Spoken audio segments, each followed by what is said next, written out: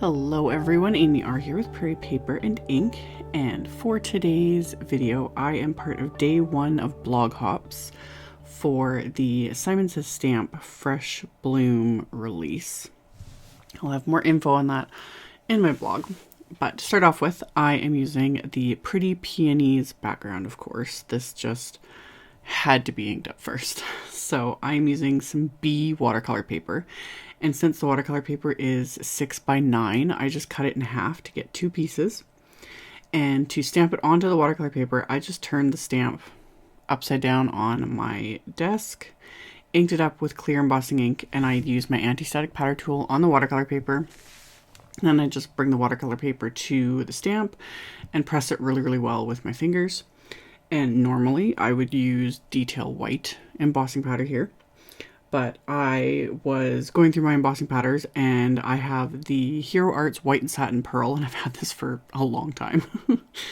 Never used it. I don't know why. Even it's absolutely gorgeous. You get in your little habits. So I used the White Satin Pearl embossing powder and poured that all over the paper to cover the stamped image. Then I'm going to let my heat tool heat up for a little bit before bringing it to the paper, and then I'm going to melt all of this until it is smooth and melted. And always when I'm doing either white on white or clear embossing powder on something, this applies as well, is tilting in the light to make sure there's no dull areas or areas that look a little bit grainy, because that means they haven't melted yet. So I just move it around, make sure it catches the light and that it's like smooth and shiny and all that. So I'm going to do this twice since I have the 2 pieces. Plus the whole idea with both of these was I was coordinating the colors with the 2 sequin mixes that were released because I love them and I couldn't choose which one to use, which is pretty typical for me. So I have the sequin mixes, and then I decided to do some ink smooshing. I was going to, watercolor the background, and the options are kind of endless with a background like this, but I decided to do ink smooshing because I haven't done this in a while. And so I pulled out 3 colors of distress inks that, again, I normally wouldn't put together or think to put together, but I'm kind of coordinating it with the Your Peachy Sequins. So I have Abandoned Coral, Antique Linen, and Tattered Rose, and I just pressed the mini ink pads onto the little Easy Clean mat that comes on my glass media mat. Just press those, sprayed it with water, and then just smushed that the heat embossed watercolor paper right into it. And that's the beauty of ink smushing, is it's always a surprise when you lift it up. So press that into there, kind of, pressed it in multiple times until I have this entire background covered with ink. And then I just speed up the drying process with my heat tool. And then all those little blobs and droplets and whatnot, I'm just going to keep pressing that onto this background just to get those like splatters and texture and whatnot. Dry this again, and then I wiped up the remaining droplets because it was all it had all turned into like one color. So I dried the second layer, and then I'm just adding more of that Tattered Rose and a bit of the Antique Linen. And same thing, sprayed it with a little bit of water and then pressing the watercolor paper into that just to pick up more of those colors for this background. Dried it with my heat tool, and then I'm just going to wipe this up and then go on to the next set of colors. Just get that all wiped up. And then for the second set of colors, I'm getting these to match the Lucky Shamrock sequins. So there wasn't technically a purple in that sequin mix, but the really iridescent confetti that's in there has like almost like a purple tone to it. So I used Creative License and pulled that out. So I have Shabby Shutters, Tumbled Glass, and Milled Lavender. And these 3 together are just really pretty. Very, very soft, very spring. When I pulled up, after smushing it in, and when I pulled it up, I was like, ooh, I like. Although these 3 colors, when they mix together, turn almost like a gray color.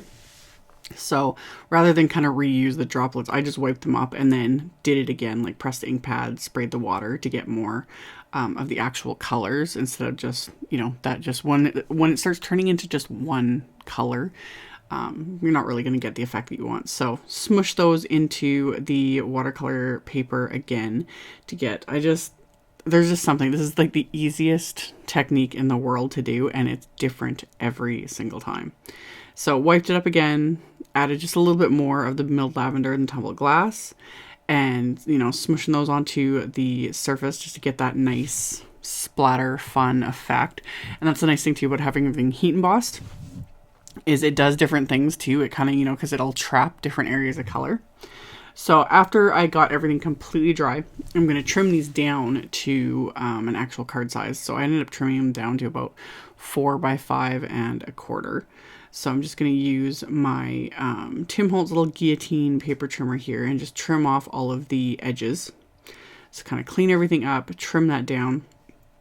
And then I honestly tried not to use a heart die on this, because I'm very much influenced by Sherry Carroll's card that's on like the display for this release.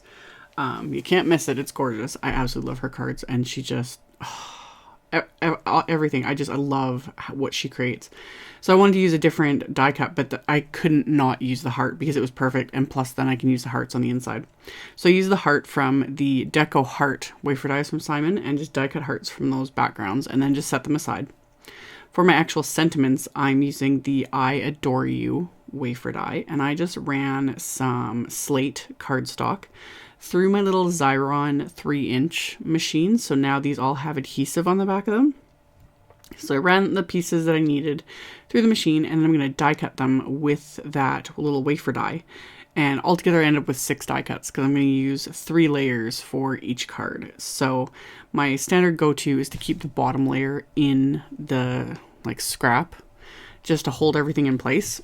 And then I can just peel off the backing and stick this into place. And every time I actually, you know, remind myself to pull out my little Xyron machine, it's like, oh, why don't I use this more often?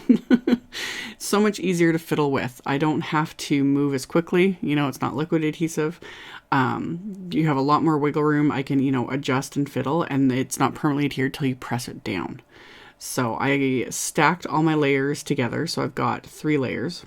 And then for the main, that watercolor panel that I die cut the heart from, I coated the back of it with Simon's Big Mama foam tape. I used my die pick. I thought I would kind of show this, but I ended up being off camera. Typical. I used my die pick to help remove the release paper. That's the only real finicky thing with this, with the Big Mama foam tape from Simon, is the release paper on it. The backing paper is a little more difficult to remove, but I either use a die pick or I will use my scissors and just kind of, you know, wiggle the corner. Once you get the corner up, it comes off no problem. So pop that onto some color cardstock, and that way to kind of like emphasize the heart. And then I'm going to adhere the die cut sentiment. And again, I can fiddle with it. I've already peeled the backing off, but it's, you know, not sticking to anything till I press it down. So I did that with both card fronts. And then I wanted to add more sentiments. So I have the sentiment strips printable here that came in the release that I showed in the release and review video. And I wasn't sure when I did the release and review video, but it has been confirmed.